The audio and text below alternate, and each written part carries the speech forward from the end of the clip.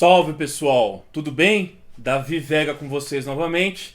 Hoje eu até me pergunto como que eu nunca fiz um vídeo falando desse personagem, né? Dessa personalidade do mundo intelectual, da filosofia, né? Talvez, a meu ver, o maior filósofo do século XX, né? E o maior que a Espanha produziu, né? E dando continuidade então aqui aos vídeos sobre comentários de livros e filmes, eu peço por favor, antes de dar seguimento, se inscreva aqui no canal, dá uma força pro nosso trabalho, certo? Comenta aqui se você já leu as obras desse filósofo que eu vou falar, pontos que eu porventura esqueci de falar aqui nesse vídeo, ou que vocês discordam de alguma análise minha. Vamos promover sempre o debate, tá certo? Se inscreva aqui no canal, dá o like se vocês gostaram e compartilha para aquele amigo que também é fissurado pelo amor à sabedoria, que é a nossa filosofia, né? Mas hoje eu quero falar justamente do grande José Ortega y Gasset. Vocês já devem ter visto vários vídeos sobre outras obras dele aqui no meu canal. Hoje eu vou falar da obra magnum dele, né?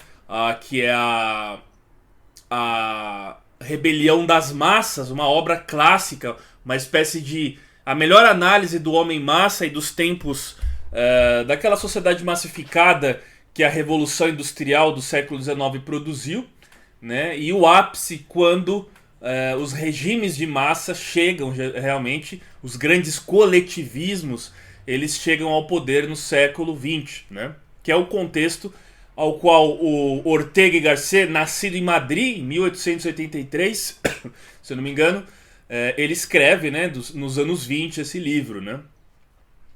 Bom,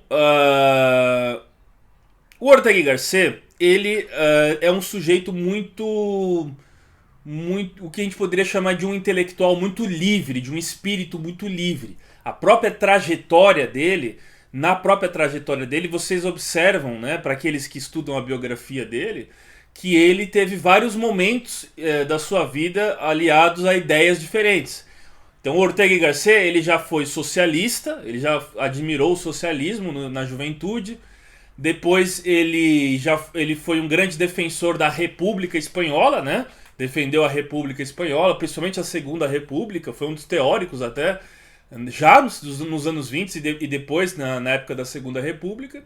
Depois ele teve, e nessa época ele tinha ideias mais liberais, ele chegou a ter ideias mais liberais.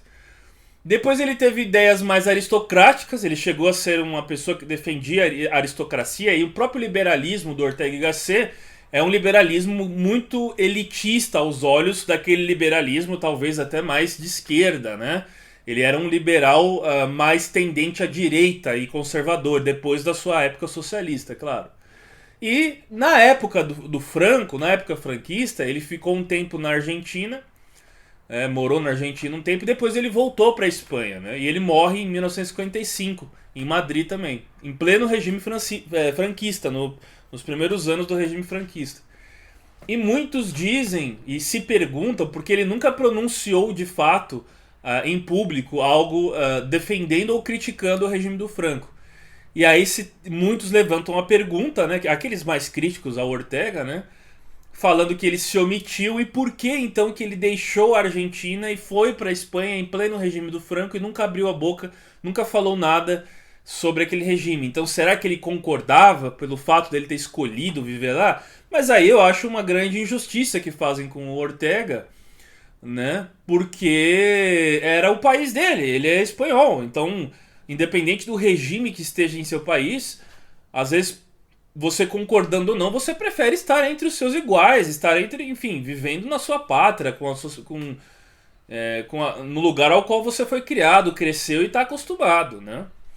E também não seria pecado nenhum, não seria mancha nenhuma o fato dele se ele tivesse tido alguma simpatia com o regime franquista. Tiveram grandes intelectuais tradicionalistas que de certa forma até viveram na Espanha franquista e não tem eu não vejo nenhum problema nisso, entendeu? Mas gostam sempre de tentar demonizar, e hoje se tem uma espécie de julgamento moral pelo um politicamente correto de tentar encontrar essas incoerências nos grandes autores, tentando até invalidar a produção deles. E o Ortega y Gasset, independente de qualquer coisa, a produção que ele tem é invejável, né, a qualquer grande nome do século XX. Então vamos lá.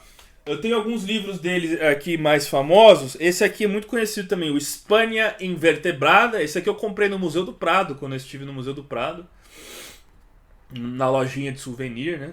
E aqui ele vai falar justamente dos separatismos, da questão da unidade da Espanha, que já estava tendo aqueles movimentos separatistas, né? E o problema da coluna vertebral da Espanha que podia se desfacelar ou se balcanizar naquela época, né? La desumanización del arte, a desumanização da arte. É muito interessante esse livro também. Ele vai falar como que a arte, ele escreve também sobre o teatro num outro ensaio dele, como que ela está sendo desumanizada por aquele processo, inclusive muito que vem do dadaísmo, né? Não que ele seja ele não veja também beleza na arte moderna, né? Você teve, por exemplo, o cubismo, o surrealismo muito forte na Espanha pelo Picasso, o Dalí e tudo mais. E ele não dizia que esse tipo de arte era uma arte esvaída de sentido e de qualquer outra coisa assim, até de erudição. Ele jamais disse isso. Mas o que nós temos como arte pós-moderna, até pós-contemporânea de hoje, seria o que ele chamaria de desumanização da arte, quando você põe uma pedra num museu, ou quando você tem o fato da pessoa que faz a manutenção do museu sempre perguntar, né, do faxineiro, sempre perguntar se ele pode recolher aquilo, se é lixo ou se é uma obra de arte. A gente chegou nesse ponto da pessoa não saber se o que está no chão do museu é algo que ele pode recolher sendo um lixo ou se está lá porque está sendo exibido no museu, né? O Meditações do Quixote, esse é um livro brilhante e, como todo grande espanhol, fazendo jus à obra do Cervantes, né, a mais famosa do Cervantes, do Dom Quixote, e aí ele vai falando sobre o caráter idealista do Dom Quixote, a questão mais realista por parte do Sancho Panza. Então ele vai fazendo uma filosofia em cima da obra, né? A Caça e os Touros, esse eu tenho um vídeo falando sobre esse livro aqui no meu canal, e ele faz um belo diagnóstico da prática da caça, que sempre foi, assim como a tertúlia, né, algo propício da aristocracia, né? Eram os aristocratas que tinham essa prática da caça, né? E ele vai fazer não só um histórico, até que uma história até que antropológica dessa prática, né? Bem como ele também vai falar de uma forma sociológica e filosófica sobre o que ela acarreta e como ela foi importante ao longo da trajetória humana. E ao longo da trajetória humana ele tem meditações sobre a técnica, que ele vai falar como a técnica revolucionou a nós, seres humanos, né? E ele vai falar justamente da ciência versus filosofia, da ciência como técnica, tudo aquilo que nós estamos cansados de saber. E esses dois aqui são dois dele muito interessantes também, Razão Histórica, né? E O Homem e os Outros. Nesse O Homem e os Outros ele traz até muito da questão até durkheimiana do fato social, vai falar da coerção da sociedade, enfim, não dá pra falar da vasta obra dele. Essas são algumas obras, eu tenho até mais outras obras dele, né? Eu tenho praticamente quase a bibliografia dele completa, porque de fato é o meu autor favorito, né? Bom, e não tem como aqui ficar falando de tudo, né? Eu fiz essa grande introdução, né? Essa introdução até que longa, mas vamos falar então, finalmente, do Rebelião das Massas. Bom, o Ortega y Gasset ele também foi muito conhecido por editar uma revista e contribuir muito para aquela revista de Ocidente, né? A revista de Ocidente que revelou grandes nomes da intelectualidade espanhola, né? Inclusive, seu discípulo foi o Ramiro Ledesma Ramos, que criou um partido depois de tendência mais nacionalista na Espanha, né? No período pré-guerra civil, né? E o Ortega y Gasset, ele foi basicamente teve sua formação basicamente na Alemanha, né? Ele basicamente tem aquela filosofia meio que neocantiana, né? Embora ele pega muita coisa do Hegel também, de certa forma, né? E do Weber, ele vai pegar muita coisa do Weber também. Então ele embora espanhol, ele é muito influenciado por esses grandes nomes da filosofia alemã, né? E esse livro da Rebelião das Massas, ele é escrito depois da Primeira Guerra Mundial. E embora o Ortega tenha simpatizado mais com a causa dos países chamados aliados, né, contra as potências centrais, ele contra a própria Alemanha, a causa da França, a causa da Inglaterra, ele foi mais simpático a essa causa durante a Primeira Guerra Mundial. Ele estuda então as consequências que veio justamente com aquela geração, meio que geração perdida, né, chamada geração perdida, que é o pós-Primeira Guerra Mundial, que sobretudo foi muito forte em Paris e tudo mais. E era um momento de repensar o mundo, porque o mundo tinha acabado de sair de uma ruptura, de um conflito de dimensões globais, né, não vistos até então, daquela proporção, né? E esse conflito vai gerar justamente o fim dos grandes impérios na Europa, né, do Império Otomano, do próprio Império Alemão, né, depois se vê a República de Weimar e tal. E também vai gerar a ascensão de um novo tipo de revolução que não se conhecia até então, pós-1917, que é a Revolução Russa, né? E aí os movimentos operários eles vão ganhar justamente vários adeptos, principalmente nas zonas mais industriais de toda a Europa. E aí sim surge aquele sentimento massivo, né? A própria cultura de massa e a propaganda de massa e também os meios de comunicação de massa, o rádio, por exemplo, está em ascensão nessa época também, o cinema também, e os próprios movimentos políticos de massa. E o Ortega, ele vai estudar esse fenômeno, né? E uma coisa curiosa, a gente já sabendo que ele tem uma certa propensão até à defesa daquele conceito clássico de aristocracia, de nobreza também, não não aquela imagem caricata da aristocracia como sendo aquela corrupta de Versalhes, por exemplo, né? Ou até fútil, né? Não, ele não compactua disso, ele compactua daquele conceito de aristocracia dos aristos, dos melhores, dos mais virtuosos, da própria Grécia Antiga, do Aristóteles também e tal.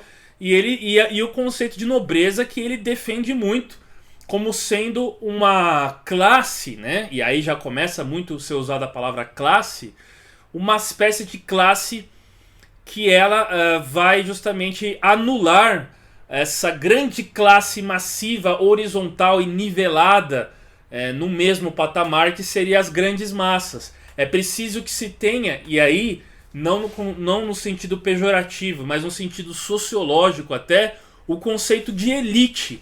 A elite, aos olhos do Ortega y Gasset, ela é importante, mas não é a elite burguesa fútil e ignorante, né? Mas seria a elite mais virtuosa e culta. Ele fala que essa elite da cultura erudita, por exemplo, ela é muito importante e ela está meio que ameaçada com todos aqueles movimentos coletivistas propícios daquela época, né? E aí ele faz um estudo do que ele chama o homem-massa, né? Uma coisa que a gente tem que ter em mente antes de passar mais a fundo aos conceitos é que para o Ortega y Gasset, diferente dos marxianos, né? Não gosto de falar marxista, mas os marxianos, não existe necessariamente uma dialética que vai resumir tudo na classe dos ricos, né? Proprietários, burgueses, e a classe do proletariado, dos operários e tudo mais. Porque essa condição do homem-massa, o que faz o sujeito ser um homem-massa, não necessariamente é definido pela posição social na estrutura, na estratificação daquela sociedade que ele ocupa. E a nobreza para o Ortega y Gasset também não é definida pela posição que o sujeito está. Você pode encontrar um sujeito nobre que é um camponês, até analfabeto, que o analfabetismo era muito forte na Espanha naquela época, que seja com valores nobres e virtuosos, e ao mesmo tempo você ter uma elite cheia de dinheiro e inculta, que reproduz a ideia do homem-massa, né? E isso é uma coisa que faz muito sentido, e é uma coisa que é um debate até que se faz muito até hoje, principalmente recentemente com essa questão da nova classe C, da nova classe média e tudo mais, em que se começou a tentar avaliar uma espécie de ascensão social do indivíduo pelo poder de compra dele, mas não pelo espírito. Né? E quando eu digo espírito, não por aquela modus vivendi, aquela cosmovisão que o sujeito porventura tenha. Então, a noção até de classe média, ou até indo mais além, de elite, ela está muito ligada também a uma espécie de conduta e de comportamento, né? A forma da linguagem culta, a forma de saber interpretar um quadro, de uma pintura clássica, ou interpretar uma obra de arte clássica, um livro. Isso faz do sujeito e determina basicamente a posição na sociedade que o sujeito está, independente do dinheiro que ela tenha. E aí você tem casos de pessoas até da elite que possuem muito dinheiro, mas não possuem cultura. E isso é muito comum até aqui no Brasil, né? E o homem massa é produto dessa sociedade, onde o Ortega vai dizer que ele ganhou muitos direitos, ele ganhou uma participação da vida política, né? Ele se tornou uma espécie de agente, né? Ele se tornou uma espécie, ele ocupou espaços antes designado apenas a uma classe ou classes restritas da sociedade, né? Só que ele opera por uma outra lógica, né? Na verdade, o homem massa, ele vai ser, mesmo aquele que se diz politizado, e aí ele vai criticar aqueles que se diziam politizados como os comunistas, ou os fascistas, ou os nazistas que estavam em ascensão naquela época. Mesmo esses que se diziam politizados, eles não reproduziam a lógica de fato de uma pessoa de fato sábia ou de fato entendida. E por mais que ela tinha na ponta da língua uma ideologia ou qualquer coisa assim, ela na verdade seria indiferente a certos elementos que compõem de fato aqueles no que ele dizia que eram melhores, no sentido de serem melhores da nobreza mesmo, serem nobres mesmo, né? E essas ideologias coletivistas, esses coletivismos, eles eram propícios da visão de mundo até daqueles que estavam por baixo, vamos dizer assim, né? E então ele vai falar que o homem massa ele é indiferente às tradições, por exemplo. Ele seria aquele sujeito indiferente à democracia dos mortos, vamos dizer assim, aquilo que nós herdamos daqueles que estiveram aqui antes de nós, das gerações passadas. E embora ele venha com discursos progressistas, a própria esquerda vinha com um discurso progressista, os próprios fascistas tinham sua noção de progresso, de modernidade, era o modernismo no Brasil. A gente já teve a Semana de Arte Moderna, tinha os diversos modernismos à direita ou à esquerda, né? Esses movimentos da modernidade, eles eram movimentos que visavam o progresso e defendiam o progresso, mas eles não conseguiam entender justamente o caminho que a humanidade teve para que se chegasse naquela situação e que se pudesse avançar para um progresso até que maior.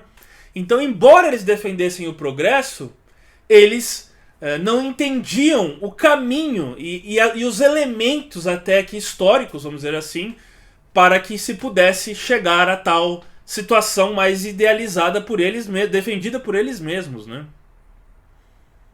Bom, então na verdade o homem massa ele é um pseudo-intelectual, né? E quantos a gente não conhece hoje em dia que são assim, né?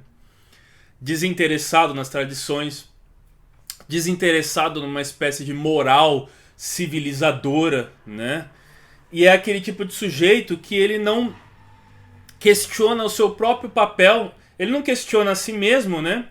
E não questiona seu próprio papel inserido na sociedade ou não questiona a própria sociedade. É aquele sujeito que aceita as coisas partindo do pressuposto como se elas fossem naturalizadas, como se elas fossem sempre assim, tivessem sido sempre assim. E isso está muito presente numa espécie de intelectual que não consegue, ou pseudo-intelectual, melhor dizendo, né? Que não consegue enxergar além daquele ambiente ao qual ele está submetido, né? Então ele naturaliza certos processos, ele naturaliza certas até inquietudes como se elas fossem propícias e normais. É assim, né? É como se fosse uma coisa simplesmente assim. Né? Não consegue ter esse exercício de alteridade e de distanciamento. Numa época, né? E o Ortega, ele defende muito o indivíduo, né? Embora ele acha que o indivíduo é uma espécie de resistência ao Estado, ele é um grande crítico ao Estado e ele vai criticar esses coletivismos, né? Porque tanto o fascismo quanto o comunismo naquela época eram dois tipos de coletivismo, né? E o coletivismo era uma ameaça terrível, né, ao mundo liberal, né? E ele, como um liberal tendente até, embora nunca tivesse falado, mas tendente até o conservadorismo, ele via um perigo nesses coletivismos, né, que a Europa estava passando. E o sujeito do homem-massa vivia dentro dessa massa coletiva, aceitando até perder a sua individualidade, perder a questão do indivíduo, em nome de uma massa coletiva, né? Isso era típico dos movimentos de base, dos movimentos mais operários, daqueles que eram antagônicos ao espírito livre do próprio nobre, né? Que era o que na verdade é o que aquele realmente livre aos olhos do Ortega y Gasset, né? Porque a liberdade em nome que os fascistas diziam defender e que os comunistas diziam defender era uma falsa liberdade, porque ela anulava o indivíduo, né? A gente sabe que o indivíduo é uma construção da modernidade, ele vai se acentuar principalmente pós-Revolução Francesa, né? E tem a noção de indivíduo da Revolução Norte-Americana de 1776, que é diferente da noção do indivíduo e do próprio espírito coletivista da Revolução Francesa, né? Com base nas ideias do Rousseau. E aí o Ortega, ele é muito crítico ao contrato social, né? E o Rebelião das Massas, ele é uma espécie de conclusão daquela ideia do contrato social do próprio Rousseau. Eu diria, né, que a gente tem 3 obras para entender basicamente o homem moderno ou contemporâneo, né? Seria a obra do contrato social do Rousseau, seriam as obras da filosofia marxista ou marxiana do século XIX, né? E a resultante dessas duas filosofias, né? Desses 2 modos de filosofia coletivista, que é justamente o Rebelião das Massas, que é uma crítica ao tipo de intelectual ou tipo de indivíduo, embora negue o indivíduo muito, né? Que essas ideologias promovem, né? Então o Rebelião das Massas é uma espécie de resposta a essa tradição coletivista que ganhava um protagonismo frente aos liberalismos, né? Que vigoraram basicamente muito forte no século XIX, e o liberalismo no século XIX não é o mesmo liberalismo do século XVIII, né? O liberalismo do século XVIII ele está muito mais voltado e centrado no indivíduo, enquanto que no século XIX é um liberalismo muito estatizante, muito estatal, até por conta dos grandes estados por exemplo, da unificação da Itália, a unificação da Alemanha, e vários teóricos que vão teorizar sobre o Estado, né? E o Estado como agente burguês, o Estado como um próprio reprodutor do sistema capitalista, né? E de fato, daquele sistema industrial e capitalista, dos impérios, do neocolonialismo. Então, o liberalismo do século XIX, ele é um liberalismo muito mais próximo ao que vai ser esses tipos de coletivismo, né? Do que aquele verdadeiramente do John Locke, né? Do iluminismo escocês, do David Hume, todos aqueles ideais do século XVIII, né? E de certa forma o Ortega ele critica a resultante justamente desses coletivismos em detrimento da anulação do próprio indivíduo que se dissolve nessa massa. E o que esses... Mas embora a participação massiva, né, do cidadão comum, do homem comum, vamos dizer assim, na vida política e nos rumos e nas instituições da nação, o que isso acarreta? Acarreta num tipo de homem de um tipo de indivíduo que também é uma característica do homem massa, que é um indivíduo mimado. Ele vai falar que o homem massa ele é um homem mimado. Porque ele é aquela pessoa, o homem comum, que não tem justamente aspirações mais abstratas, superiores, maiores, até que leva a uma espécie de nobreza, e a nobreza é a questão da alteridade, a questão de se colocar no perspectivismo, até se colocar através das lentes dos outros, enxergar o mundo não só baseado em você, né? E o homem massa, o homem comum, ele enxerga o mundo prévio à sua existência, ele acha que tem que ser moldado à sua visão, né? É aquela ideia infantil de que não é ele que tem que se adequar ao mundo, e sim o mundo que tem que se adequar a ele. E a ideia infantil de que todas as garantias que ele tem naquela sociedade, numa sociedade vista como muito mais confortável e melhor se comparado até às dificuldades das gerações passadas, ele acha que aquilo perfeitamente sempre existiu, é natural, e não questiona justamente a dificuldade que ao longo da história se teve para que ele pudesse ter aquela situação. E a arrogância do presentismo frente às épocas anteriores. É a geração seguinte que sempre se acha melhor do que a geração passada, ou superior do que a geração passada. Esse tipo de arrogância é a arrogância que o progressismo dá, muitas vezes. O progressismo gera isso nas pessoas, né? E essa ideia falsa de progressismo, como a gente já comentou aqui, é justamente a ideia desse homem massa e daquelas ideologias coletivistas muito propícias da modernidade, né? Bom, outra coisa que o Ortega vai falar também é justamente que esse homem massa, ele está muito mais preocupado com as grandes estruturas, né? Ele está mais preocupado em, por exemplo, resolver o problema estrutural do mundo do que os problemas objetivos, os problemas... Ao invés dele questionar o problema de fato que se apresenta na frente dele, no cotidiano, na rotina dele, que tem que ser resolvido, ele está preocupado em resolver o mundo inteiro, a estrutura, mudar a estrutura do mundo, né? E é muito típico do revolucionário isso, né? O revolucionário, ele tá preocupado, e tanto o revolucionário quanto o reacionário também, de certa forma, né? Porque eles se assemelham nisso, né? Porque tem uma diferença do conservador e do reacionário, né? Que o reacionário é uma espécie de revolucionário ao contrário, né? Eles estão preocupados em mudar o mundo ao invés de mudar ou resolver os problemas que aparecem diante deles, né? Então, ao mesmo tempo que ele não questiona questões abstratas maiores e é indiferente à tradição e tudo mais, ele crê que ele pode, e numa visão mimada, numa visão arrogante e prepotente, né? Ele acredita que ele tem a fórmula de resolver problemas estruturais ao invés dos problemas objetivos. E o Marx já dizia isso, né, naquela noção de superestrutura dele, né?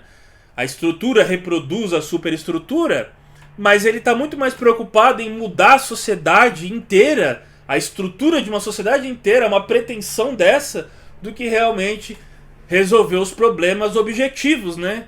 Que na verdade, resolvendo os problemas objetivos, indiretamente você já faz um mundo melhor. Indiretamente você resolve, de certa forma, o problema da superestrutura, né? E aí gera justamente esse tipo de pessoa que está preocupado na questão macro e tudo mais, né? A pessoa está preocupada com a fome na África, com as crianças que passam fome no mundo, e aí ele está dirigindo seu carro, para no farol, a criança vem pedir esmola para ele, vem pedir dinheiro para ele, ele sobe o vidro do carro e continua andando, indiferente à fome daquela criança. Mas ele está convicto e convencido de que ele está preocupado com o sofrimento e a fome no mundo. Mas quando ele se depara com um problema objetivo, ele não sabe resolver, ele é indiferente. É esse tipo de aberração do pseudo-intelectual que é o homem massa que o Ortega y Gasset vai definir, né? Vai, inclusive, de uma forma caricata, representar nesse brilhante livro A Rebelião das Massas, né? O homem massificado, né? Ele é uma espécie de bárbaro vertical, né? E aí tem um livro muito famoso do Mário Ferreira dos Santos, inclusive ele escreve, um grande filósofo brasileiro, né? Ele escreve sobre isso, que se chama A Invasão Vertical dos Bárbaros. Porque a barbaridade, os bárbaros têm aquela noção, né, de anti-civilizado, anti-civilização, né? E aquela ideia de horizontalidade, né? Aquela ideia de massa, massivo. Mas quando ele ocupa o lugar da verticalidade, o lugar da oficialidade, ele traz o barbarismo e a anti-civilização como a norma, né? E era justamente o período em que a Europa estava sendo assolada pelos coletivismos, seja o fascismo ou o comunismo, né? E as ideias socialistas, elas prezam justamente por esse coletivismo acima do indivíduo, porque muitas vezes ele vai falar justamente que tem-se a ideia, né, e é uma ideia muito cultuada entre o homem-massa e o pseudo, né, não intelectual, o pseudo-intelectual massificado, de que se deve conduzir a massa. Ora, por que a massa tem que ser conduzida? Por que a gente tem que fazer ações para se levar a massa ou se conduzir a massa a chegar a um determinado lugar? Que eu saiba, quem conduz a massa é o pizzaiolo, né? O entregador de pizza, né? Mas brincadeiras à parte, por que a gente tem que conduzir a massa? Bom, aí você cai naquela questão também, que é muito parecido, e aí como se assemelha os coletivismos, né? Cada um à sua maneira, tanto do nazismo quanto do comunismo. O Alfred Rosenberg, ele falava, um dos teóricos do nazismo, que a sociedade era uma espécie de coluna em marcha. Uma coluna em marcha que era mais importante marchar caminhando a algum lugar, mesmo que nunca se alcançasse esse lugar. O ato de marchar em frente, seguir em frente, era maior do que realmente se chegar a algum lugar. Ora, é a mesma ideia que os socialistas têm, principalmente na sua forma mais radical dos comunistas, de que você tem que organizar a sociedade, e aí é uma grande falta de adequação e de aceitar que as coisas, que muitas das coisas elas são meio que anárquicas, que elas não têm normas, né? É uma dificuldade de lidar com a própria liberdade que eles têm, a ideia de que se tem que ordenar tudo, estar no controle de tudo, né? Então você tem que organizar a sociedade para se alcançar um lugar inalcançável da utopia, ou seja o que for, né? E até mesmo em menor grau se alcançar um estágio melhor. Então aí eles acreditam que regulamentando tudo se pode meio que controlar a natureza. E essa é uma discussão antiga, né? Porque de certa forma esses coletivismos e até o que veio da resultante do Rousseau com essa ideia do contrato social, né, que vai influenciar o Marx, e o Marx vai ser um dos expoentes desse tipo de filosofia, é a ideia do historicismo. Quando se acredita no historicismo, nós somos seres humanos e o homem produz história também, a gente sabe disso, ele não é só natureza, ele também é cultura, ele também é história, de fato. Mas se você olha para a questão humana apenas pela questão historicista, então permite-se que é perfeitamente manipulável tanto a história do presente, tanto a história passada, manipular o passado, e os grandes totalitarismos visavam manipular a história, né? Manipular até a cultura, o passado. Então quem controla o passado controla o presente e por consequência controla o futuro. Então, se você tem a ideia de que, através do historicismo, nós somos apenas história, se tem a ideia de que isso é perfeitamente manipulável, se pode inferir sobre isso. Mas nós temos uma questão que é pouco e nunca é vista por essas pessoas que defendem esse tipo de ideologia, que é a questão da nossa natureza. Os seres humanos, eles têm uma natureza própria, né? E quando você nega essa natureza humana em detrimento só do historicismo, nenhum regime vai conseguir se sustentar por muito tempo. E para que ele se sustente até que mesmo por um breve tempo, gerando o maior caos, gerando um totalitarismo e os maiores sofrimentos, ele vai precisar da força da coerção, a força da imposição. A lei positivada, que é a lei que a gente usa muitas vezes, que através da dedução se aplica a lei ao mundo, ela nega muitas vezes a realidade, né? É a lei que é anterior à realidade, né? A palavra anterior à realidade. Mas muitas vezes a realidade, a lei e a própria lei, ela é o resultante da realidade, ela é um fragmento da realidade. Então é o mundo que é a lei, a constituição, é a história, é a ideologia, é o dogma que é a resultante do mundo, e não o contrário, não é o mundo que é resultante do dogma, né? E essas pessoas não entendem isso. Esses são os males da... Claro que tudo gera uma ideologia, tudo gera uma narrativa, tudo gera uma visão sobre algo. Mas essas pessoas, elas são agarradas a isso. E o homem massificado, mesmo o pseudo-intelectual, ele acredita que tem que se conduzir, organizar a sociedade e conduzir. É uma ideia do coletivismo mesmo, que cada vez mais cai por terra até na nossa sociedade. Eu não sei por quanto tempo, né? Embora se tenha tiranetes e tentativas autoritárias de regular quase tudo aquilo que nós temos como mais livre ultimamente, né? A ideia é mais ou menos da atualidade, né? Então, na verdade, esses pseudo-intelectuais e a própria massa, como elas nunca atingiram o estágio do verdadeiramente privilegiado, e é triste dizer isso, porque a sociedade ela tem sim seus privilegiados e uma grande massa que não alcança esse mesmo privilégio, ela não consegue lidar, essa grande massa, com a verdadeira liberdade.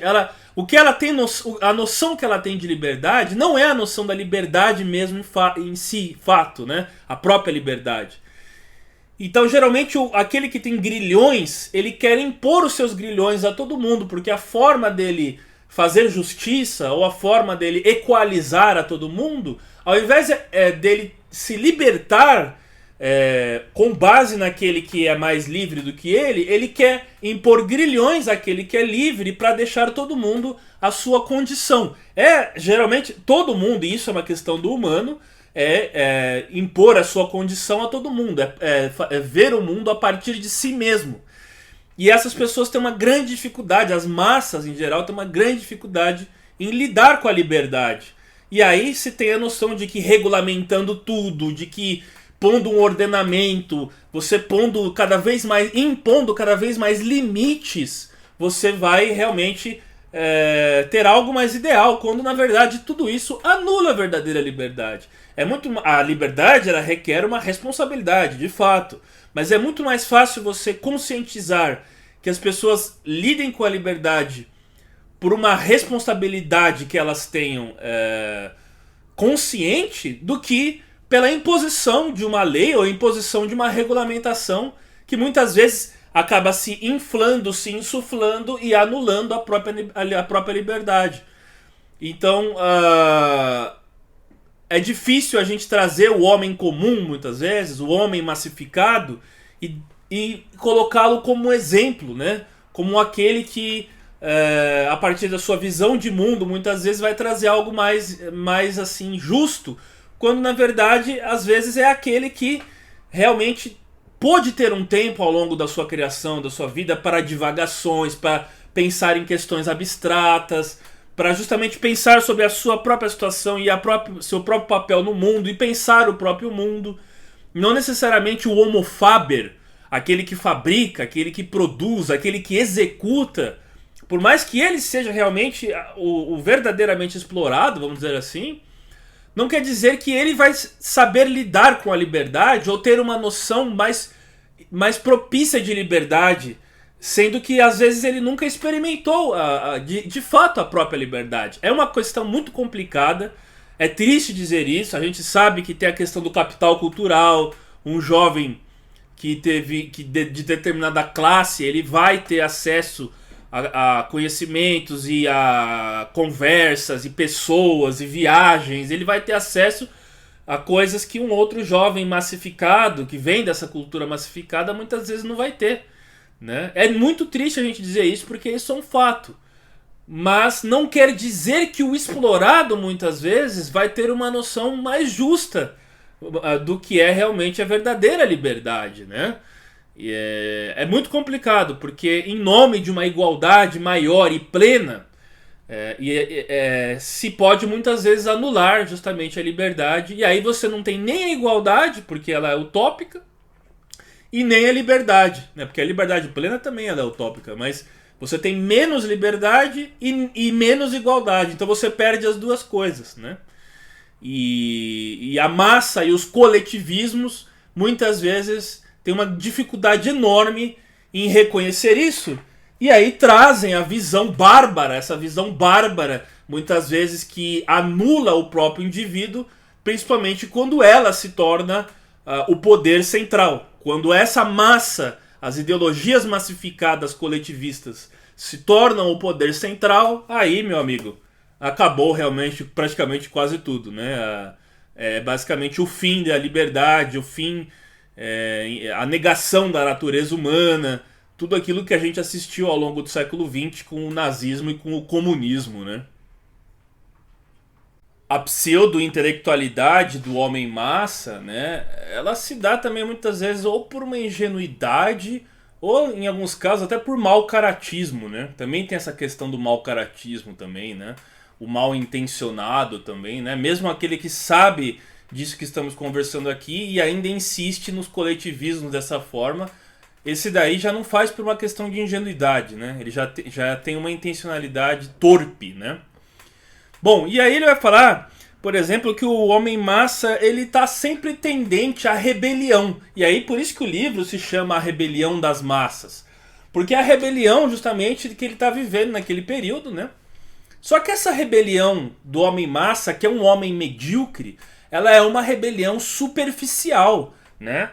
Ele vai falar justamente que o homem-massa, embora ele reivindique a doxa, e essa doxa na filosofia é a própria opinião, a capacidade e a oportunidade de dar a sua opinião, de dar a sua participação na vida intelectual, nos rumos intelectuais de uma nação ou de um país, essa doxa do homem-massa, ela é muito superficial, ela não vem acarretada daquelas inquietudes mínimas que um grande filósofo, ou que qualquer filósofo, principalmente o filósofo da época clássica, né, tinha, né?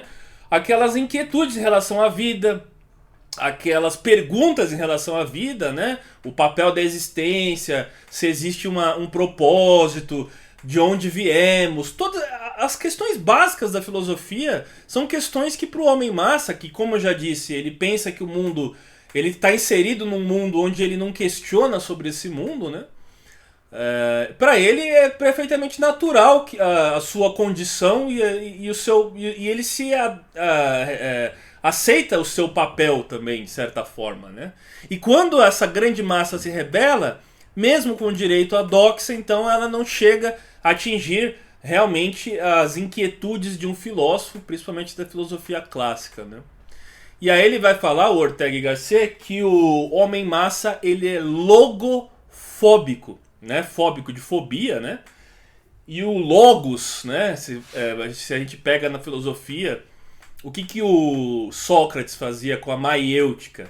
É relativizar o logos. Então você relativiza justamente aquela condição racional, né? A construção do próprio pensamento, e através dessa relativização ela vai trazendo uma prática de se questionar e de se perguntar e de se enxergar por outras perspectivas. Mas o relativismo ele é algo também propício do homem-massa.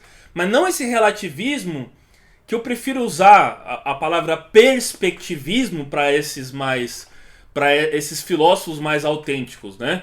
O relativismo que vem do relativismo simplista e muito pobre, ele está ligado também à forma que o homem-massa tem de exercer a sua prática filosófica de questionamento, que é muito superficial, né? E então ele se torna uma espécie de logofóbico. Ele tem fobia justamente ao próprio exercício mais profundo, né? De você chegar nas questões mais abstratas e profundas também, né?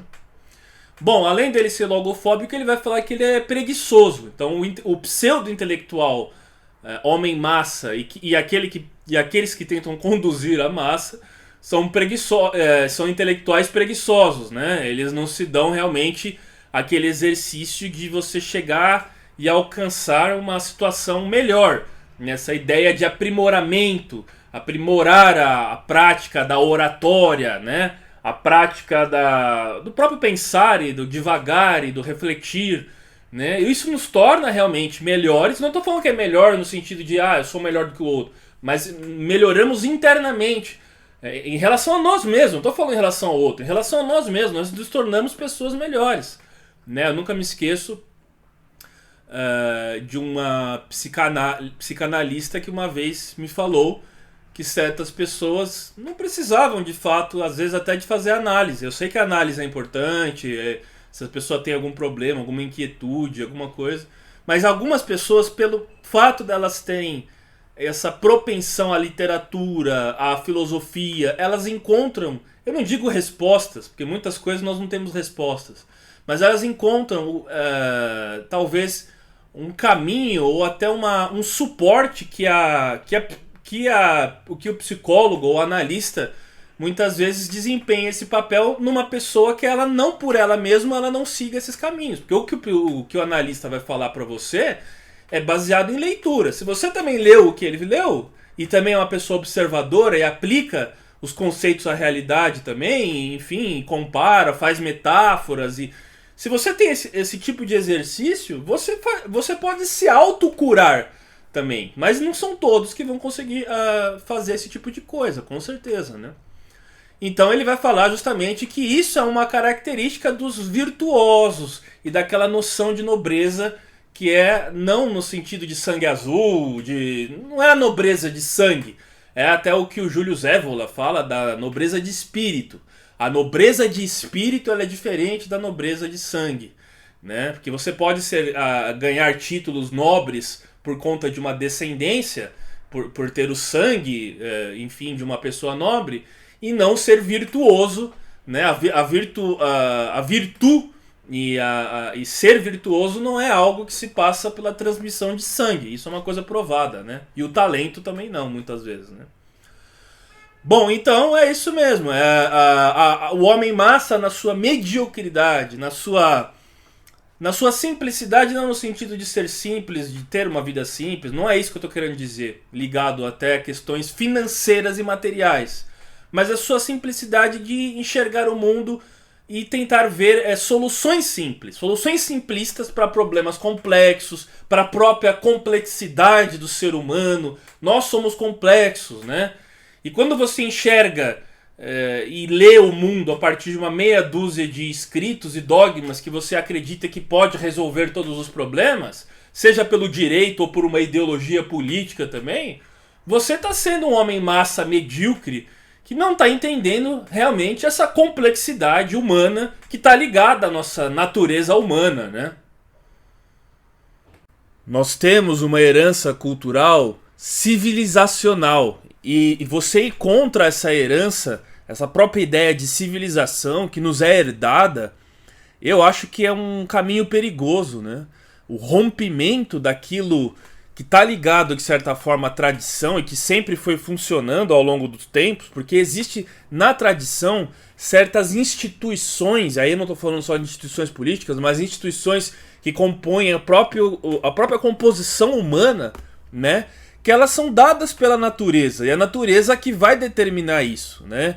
E você tentar ir contra isso, aí você faz uma espécie de engenharia social muito perigosa, né? Porque é partir do pressuposto que a natureza humana ela pode ser alterada, né? Eu sei que existem diversas características da natureza humana, né?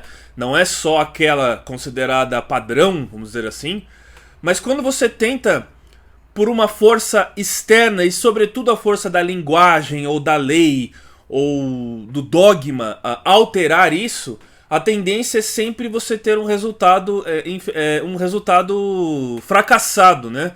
Mas se fosse só o resultado fracassado não seria tanto problema. O problema é que isso gera um sofrimento e um desgaste muito grande também, né? Bom, o Ortega y Gasset vai falar justamente que negar essa tradição negar também a própria autonomia, porque a ideia de autonomia e a verdadeira liberdade, ela não está na liberdade que os coletivismos prometem te trazer. E o Estado, a liberdade a liberdade depositada no Estado, né? Quando você deposita no Estado o papel daquele que vai te trazer a liberdade ou a autonomia, é uma falsa ideia de liberdade, porque a verdadeira ideia de liberdade é justamente você estar acima do coletivo. Você estará, quanto menos você depender das instituições coletivas, mais livre você vai ser, né? E aí tem aquele dito popular, até espanhol, né? Ancha es Castilla. Ele vai falar desse dito que é um dito que quer dizer Castilha é grande, né? Castilha é ancha, é um lugar grande, que era aquela região antiga da Espanha, Castilha, né? E quer dizer o ideal de liberdade, porque no ideal de liberdade você, quanto menos imposições e limites você tiver, você vai ter aquele território vasto, aquela vastidão, onde você pode explorar até mais as suas virtudes, as suas habilidades e talento e tudo mais, né? E geralmente isso incomoda o medíocre, né? Porque, como ele fala, a massa ela é preguiçosa, mas preguiçosa no sentido de ser preguiçosa intelectualmente. Eu não estou falando que a gente sabe que a massa é a que sustenta, é a que trabalha. Não estou falando a disposição ao trabalho, mas ela é preguiçosa nas questões intelectuais. E quando um sujeito mais livre, e principalmente se ele é mais livre no sentido de ser questionador, ser um filósofo de fato, né? Mais tendente à transcendência ao invés de ficar só na imanência, né? Se ele tem aspirações abstratas, e ele vai através desse exercício se aprimorando, o aprimoramento do indivíduo ela causa um incômodo e um ressentimento muito grande por aqueles que não conseguem fazer exatamente a mesma coisa ou não entendem essa lógica, né?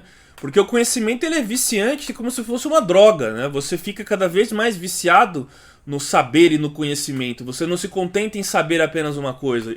E ele é um labirinto. Até na mitologia grega, o conhecimento é representado por um labirinto. Então você não tem um ordenamento. Uma coisa vai ligando a outra e você vai permutando entre áreas diferentes. Enfim, ele é infinito. O Voltaire falava naquele livro dele, O Filósofo Ignorante, que o conhecimento ele é sem limites. Então ele é como... se você também não impõe limites no conhecimento, você pode ir ad infinitum. Ad infinitum num caminho sem volta. Você vai longe e não volta mais, né? Porque ele não tem fim realmente. E uma vida para a gente só não basta, né? A gente deveria viver várias vidas para acumular cada vez mais conhecimento. Só que a pessoa que ela não tem essa vocação ou não tem essa disposição para o seu aprimoramento interno, individual, como indivíduo, eu não estou falando de questões materiais. Infelizmente a gente vive numa sociedade onde o sucesso ele é mensurado pelos bens materiais. E não é isso que eu estou dizendo. Eu estou dizendo desse aprimoramento do indivíduo. Quando o indivíduo faz isso, independente de sua classe social, independente de sua condição financeira, isso incomoda aqueles mais medíocres, massificados, as pessoas massificadas que não entendem muitas vezes a necessidade dessas pessoas em aprimorar não só internamente, mas aprimorar o seu próprio espírito, né? E a logofobia, como eu disse, é uma aversão à própria razão, né? E a razão é, de certa forma, o que nos vai diferenciar em boa parte dos demais animais, embora eles também tenham um certo tipo de razão também, né? Um mínimo de racionalidade eles têm. Mas o ser humano ele é diferenciado e até colocado numa relação de hierarquia com os demais animais por conta disso. A massa, ela quer reduzir as pessoas na sua condição mais animalesca, né? Tirando a condição de homem do próprio homem, né? É você extrair o que nos define seres humanos, o que nos define homens, que é a razão, é você anular justamente isso, reduzindo a gente apenas talvez as questões sensoriais, as questões do mundo dos sentidos, né, sensíveis. Embora você não deva negar o mundo sensível, e é através das sensações também que você vai chegar a conclusões. Mas as sensações, para que elas sejam muito bem exploradas, elas devem estar aliadas com uma racionalidade também. Então, através da sensação, vai vir a razão que vai dar sustentação e argumentação, talvez até aquela sensação aprendida pelo corporal, né, pelo sensitivo. Mas você não pode priorizar só uma e anular a outra. E o indivíduo massificado, ele tenta anular justamente a questão da razão no ser humano, né? Bom, então ainda hoje se tem essa noção de autonomia, né? Falsa autonomia, sendo um ente coletivo que nos vai trazer justamente essa emancipação, né? E muitas ideologias trabalham com isso, né? Geralmente do homem massificado e medíocre também, né? E ele vai falar da isonomia, que a isonomia, essa noção de isonomia que está muito presente no Rousseau e até no próprio Kant, é kantiana também. A isonomia onde todo mundo é igual perante a lei não vai tornar as pessoas de fato iguais. E até mesmo perante a lei, a gente sabe que nas sociedades corruptas, e o Brasil é um exemplo disso, embora esteja na Constituição que todo mundo tem a isonomia perante a lei, é igual perante a lei, quem pode mais chora menos, né? Quem tem mais dinheiro vai chorar menos. E essa condição de isonomia, além dela ser uma utopia, não só na prática e aplicação da lei, ela também é no quesito da natureza humana dos homens serem iguais. E aí ele vai falar que a própria democracia representativa, ela também é, de certa forma, um coletivismo utópico, da mesma forma que o nazismo, o fascismo ou o comunismo. Né? O pessoal fala muito dos fascismos e do comunismo, mas a democracia representativa, com essa ideia de isonomia, ela é uma espécie de coletivismo também. E ela traz uma falsa noção de igualitarismo que não existe, né?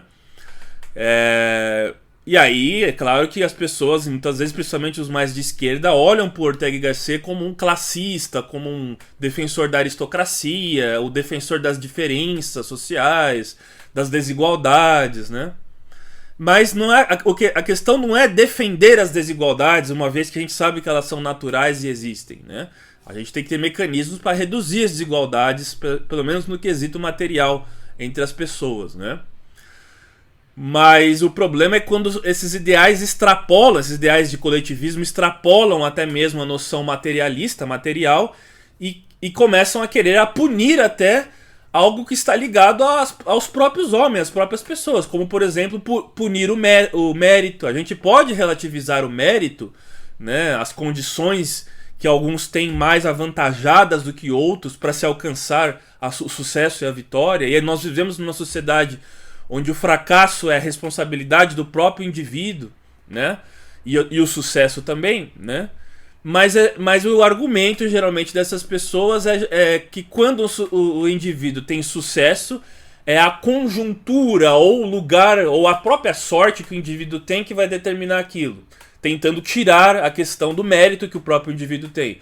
E quando o sujeito tem um fracasso, aí também se diz que ele é fracassado também pela conjuntura e tudo mais. É a noção que muitas vezes a esquerda tem de sempre anular o indivíduo, né?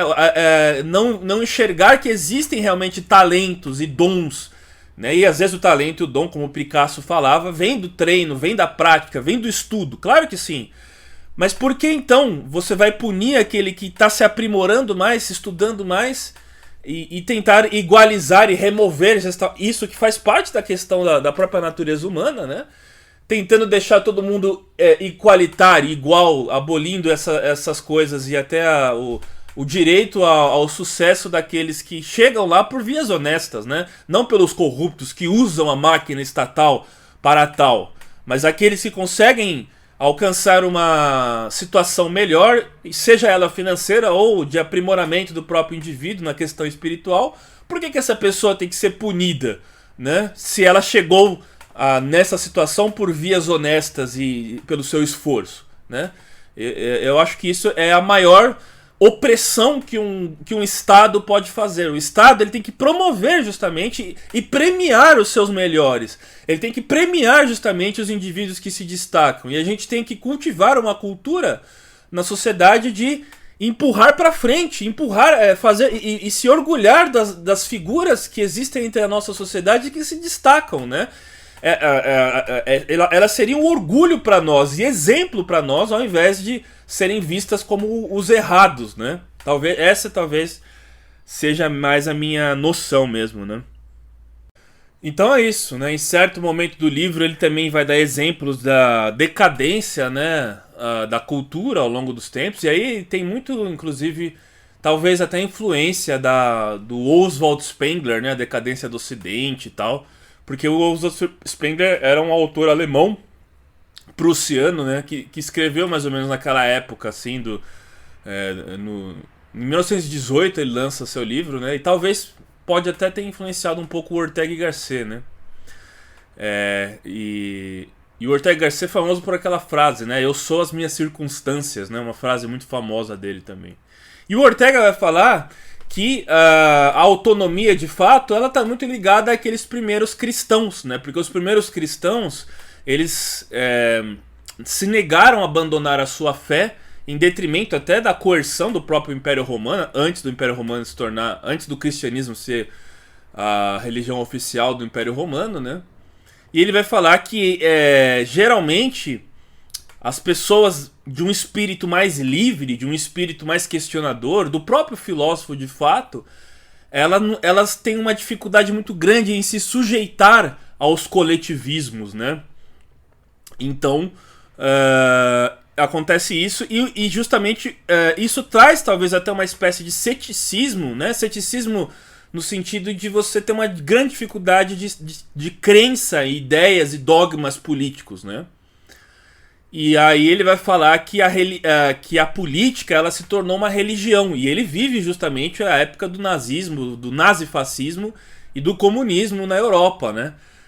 Então o homem tirou a sua fé na religião e depositou nas ideologias políticas, né? E a gente vê muito a fé na política, né?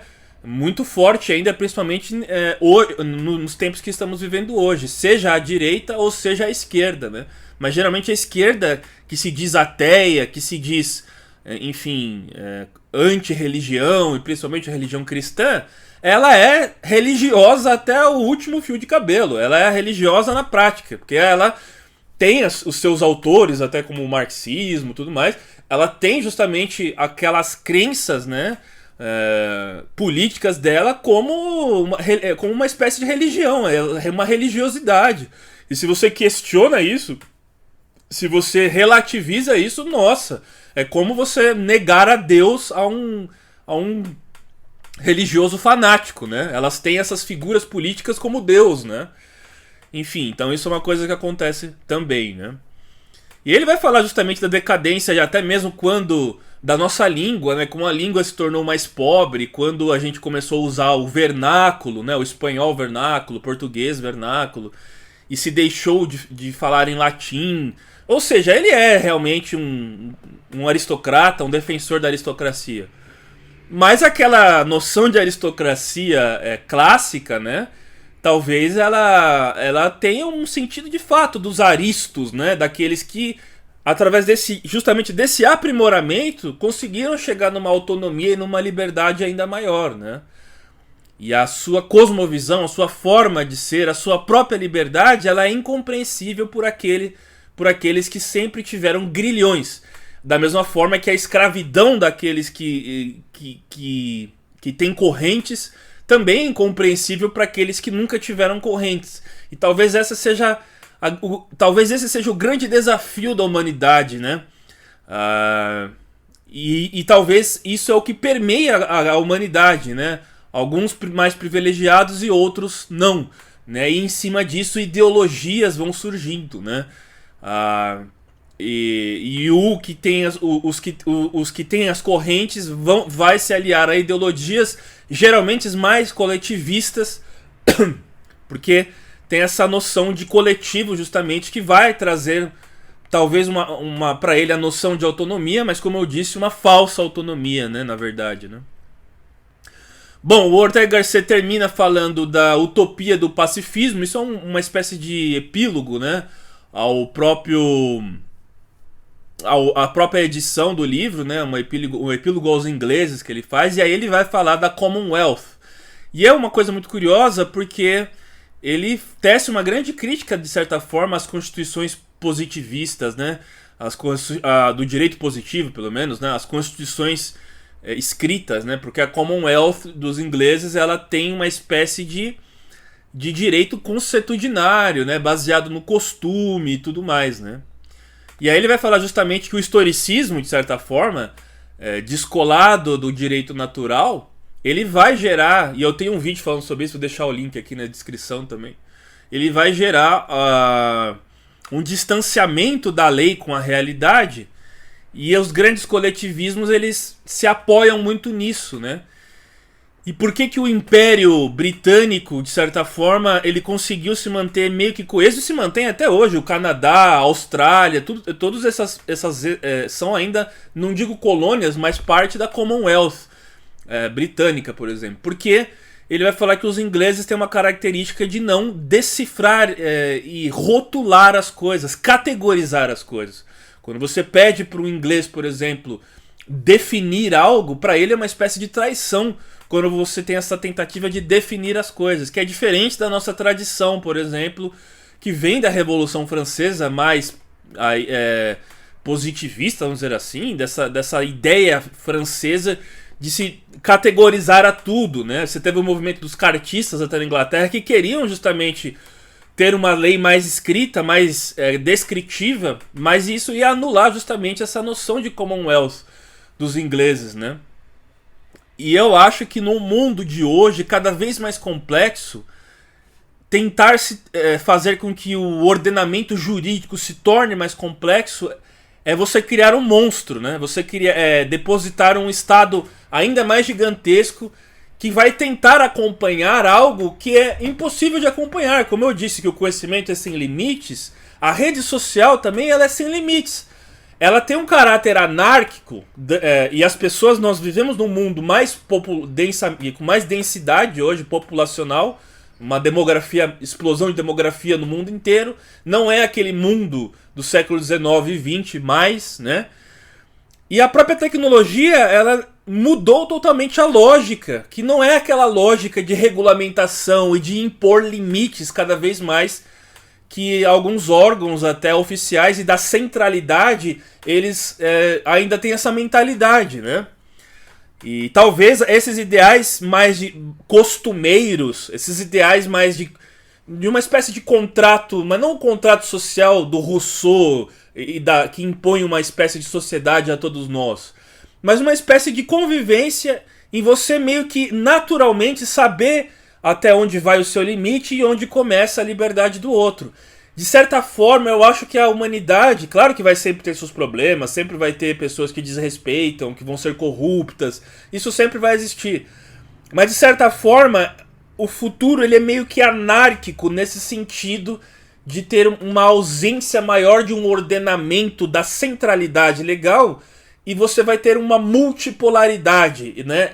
Não vai ser multipolar e mais horizontal nesse sentido até mesmo, que vai nos propiciar a exercer a verdadeira autonomia, né? Essa é a verdadeira autonomia. A mentalidade de que a autonomia vai vir da centralidade, que é um Estado ou uma centralidade que nos vai proporcionar isso, é você ainda ter uma mentalidade de um mundo que praticamente não existe mais, né? Enfim, então é isso. Vale muito a pena ler o Rebelião das Massas, porque eu temo que esse movimento mais liberal e até de direita hoje possa cair no engodo também de se tornar massificado, né? E aí eu quero terminar lembrando do Charles Bukowski. O Charles Bukowski, escritor pulp, né? É um dos meus escritores favoritos, né? Tem uma crônica dele que ele fala assim, né? Eu não vou citar literalmente, mas ao pé da letra, mas ele fala mais ou menos assim: aonde tiver uma multidão, me avise, porque eu já sei onde vai ser o meu caminho. Será no caminho contrário. Ou seja, todas as vezes que você vê uma aglomeração e uma multidão, siga no caminho contrário. Porque geralmente o bando, geralmente as hordas, geralmente o coletivo, né? Geralmente onde tem uma reunião grande de pessoas, dali boa coisa geralmente não pode sair, né? Siga sempre autônomo, independente e principalmente sempre buscando algo que é inegociável: a nossa liberdade.